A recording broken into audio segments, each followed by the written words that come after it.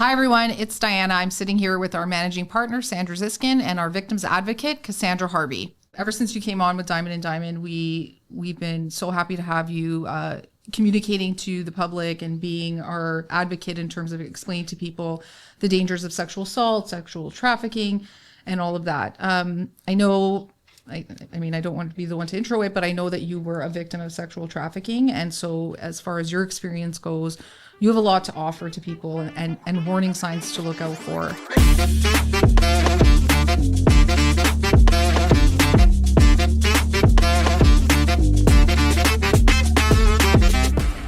I remember you and Sandra did a panel at a family center in Guelph, and you had talked about the stages of sex trafficking and what that kind of looked like for you and your experience, and it was informative for other people to look out for that. So if you could just inform our viewers some of the stages of sex trafficking. Yeah, so typically how it happens is you have like kind of the beginning stages of the luring and the grooming. So this can look like a family member or a peer, maybe a friend or a stranger on social media. Let's say your child is playing on Roblox or has access to Instagram or Snapchat. So typically what that looks like is someone just being very, very nice. Typically perpetrators will look for vulnerable children, children who are advertising maybe that their family dynamics aren't right. We live in an age where TikTok is huge, so a lot of people are using that as a coping mechanism to vent. Yeah. So that's kind of what happens, and then they start showering with them with like those words of affirmation, isolating them away from their family and friends. And you know, it could be things as simple as like, oh, well, your family doesn't understand you the way that I understand you. Yeah.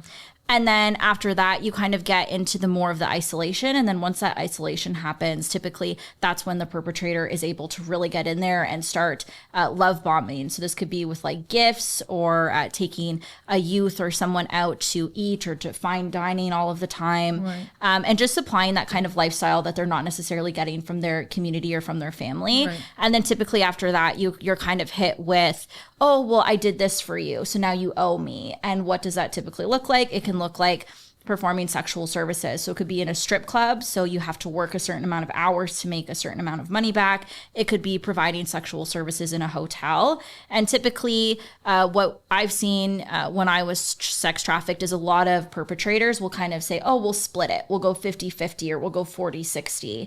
But then slowly that turns into, let me keep all of your money. So I'll keep it safe and I'll take care of you. Right. And then that's when the deep entrenchment in human trafficking starts. And then it's very, very difficult for someone to get out of that without the help of external services. I think this generation, Cassandra, you can speak to it better than me, but I just know even from my own kids, when they're struggling mentally or with anything at home, it's interesting now that everything goes first to social media. Yeah. It's they're like their posting diary. About it. Yeah. It's kind of like their diary. It's a public diary. Yeah. So for predators, it's very easy for them to sort of swoop in when they're going through these crises. And especially if you're displaying it publicly, they can say, hey, here's a girl. She's going through a crap time. I can swoop in. I can get her. And predators know their prey. There's no question. What do you guys think, like in terms of that initial stages there, when you have a situation where maybe you're a parent that's a little, behind on it, but you see, what can you tell parents to look out for with their kids? Like you guys are both mothers, like with that initial stage, because I'm assuming that's the most sensitive moment where that's where you want to get your kid and be like, hey, don't listen to these weirdos that are messaging you online, because that's really what they are. What signs or something would you suggest to people to look out for with your kids on social media?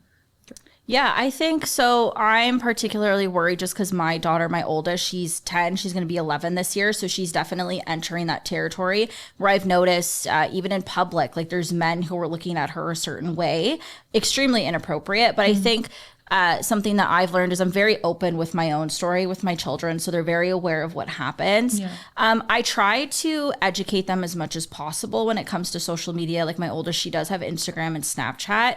I've kind of understood that kids are going to be curious. So if someone adds them, the likelihood of them adding them back is significantly. I want to say that my niece one day, she's just like, I have 1,000 friends on Snapchat. I'm like, who are these 1,000 people? She's like, oh, it's because I know this person, because Right. I know Sandra, who knows Cassandra, who knows this person, and then that person can add me to the thing. Right. And they want to show how many followers they have, right? Because it's cool. Yeah. How many followers you have. Correct. Yeah. So I think like the thing with that is I try to understand that there will be that curiosity and that, wanting that attention. Yeah. But one thing we've kind of focused on is maybe it could be a mutual friend, but we have to decipher our online friends from our real friends and understand that online friends, they don't get access to your location. They don't get access to your personal life.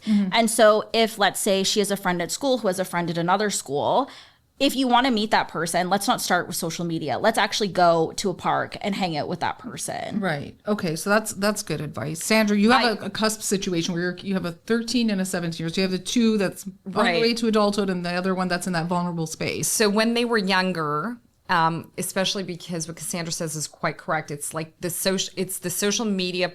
It's not even the social media. Even before they have social media, they're playing Roblox. They're playing Fortnite. They're playing all these games that have this social context to it. And there's a lot of predators on these games. And, I just told my kids, for better or for worse, I used to say, anyone who contacts you on these games wants to hurt you. Yeah, I said, and maybe that's too extreme, but that was my thing. I said, nobody has good intentions and just know they're out to hurt you. So if you start from that, unless you personally know them from school, like you've met them, know them, there is nothing good. I do remember when my son was younger, they would come at them with sob stories. That's how they started with him saying, can you help me? My family has left me and blah, blah, blah, blah. Right. Can you help me? And my son was like, we have to help. We have to help. I said, Ethan, it's not real. Yeah. And it's not even real. a child. It's probably not even a full-grown child. adult man. Yeah. So we're not doing this, but they know sort of how to go on. It's so hard. It's really so hard. You just have to talk and talk and talk with your kids as much as possible. Yeah. And now that they're older, you have to even more vigilant, I be feel more like. vigilant Yeah. and more talking, and because now they're more free, like I'm not watching where the 17-year-old is every 5 minutes. I have to make sure he understands that what's real and what's fake, and it's very hard to navigate this. And I would assume that people who are more, not assuming that you were, but people that are in a vulnerable position would maybe fall further into the next, the next part of the promissory things, like the gifts or the fancy dinners or all of that stuff. Also, doesn't it look weird when these people are going out to dinner with like a 13, 14-year-old? Or is it just assumed, that's probably their kid? Anyways, that's not here nor there. You would think. You would think. You would think. And Yorkville's very prominent for that. There's a lot of older people with younger women because it's Yorkville, right, in Toronto. But you can tell when there is that dynamic, that relationship, that it's definitely not their dad. Right. Yeah. It's not, it's something else is going on. It's a very difficult thing and one of the things, one of the reasons we brought Cassandra here is because there's so much institutional, sort of willful blindness when it comes to this, like hotels, institutions, just like we're talking about, where they sort of see something. Okay, maybe you can't see it when they're out for dinner because that looks innocent enough. Right. You're not going to go up to somebody like, is this your kid or what's going on here, right? But you know what? If somebody is checking into a hotel with a 13-year-old, maybe some alarm should go off. And if they're checking into that hotel with a 13-year-old on a regular basis, or going to the same restaurant or going to the same, so there has to be some communal responsibility where people can reach out and the red flag can sort of go up. You would think. I mean, so in terms of like that experience for you, did you have that same experience where you were taken out into these public places and it was like nobody would help or nobody would ask or nobody would probe a little bit about it? Yeah, I mean, like there was, situations where I think even the adults in my life knew that there was something that was wrong. I was avoiding a lot of the adults. I grew up in foster care. I was constantly canceling on my social workers to like not want to meet with them. Right. And there was times where my trafficker was in the same house as me and my worker would show up and be like, I know you're in there. Yeah. So there was, I think, a lot of, willful blindness and like trying not to, like knew there was something but didn't want to pry. Right. But with like hotels, definitely, like I was trafficked in a hotel in Ajax that's very prominent for sex trafficking. And there was pimps coming in and out, like down the elevator, up the elevator all the time.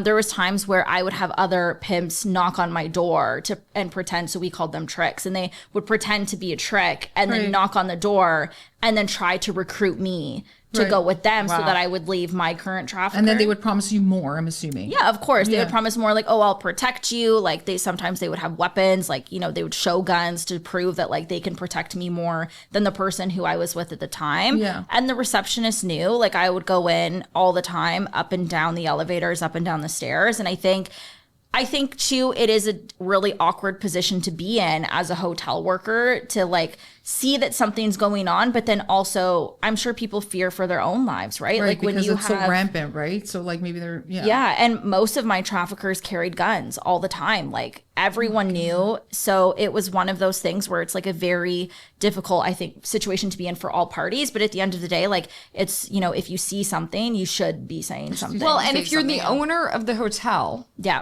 you definitely know this is happening. This is my issue. That's a huge, that's a crazy example. Because there's no way that the people that are working there are not complaining, at least complaining and saying, hey, dude, I don't want to deal with these people. I don't want to deal with this. This is too much. This is going on. You know what's going on. So it's certainly an area of the law that we're working towards now, where we're saying you knew this was happening. You took no reasonable steps to stop this. Right. So therefore you are vicariously liable.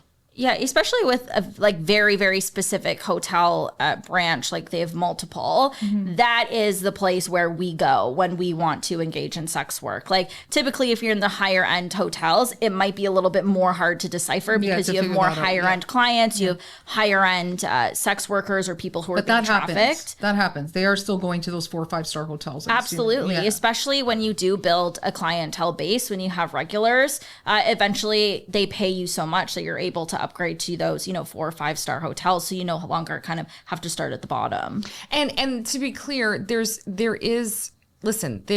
thing with sex trafficking, and especially sex trafficking minors, which is a very different thing as well.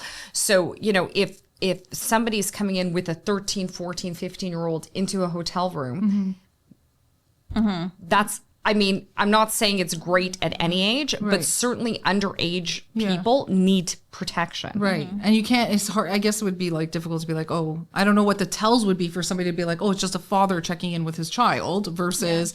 and you're at the same hotel, and you're like, I don't know if this is like a legitimate situation or if this is illegitimate. For a lot of minors, like there is the option of Airbnb too, right? Like a lot of traffickers will avoid hotels or public places because they know that dynamic exists and people will kind of look at it funny. So to be able to have an Airbnb and say, hey, I'm a dad checking in with my daughter for a weekend, then you have the flexibility of doing multiple different Airbnbs.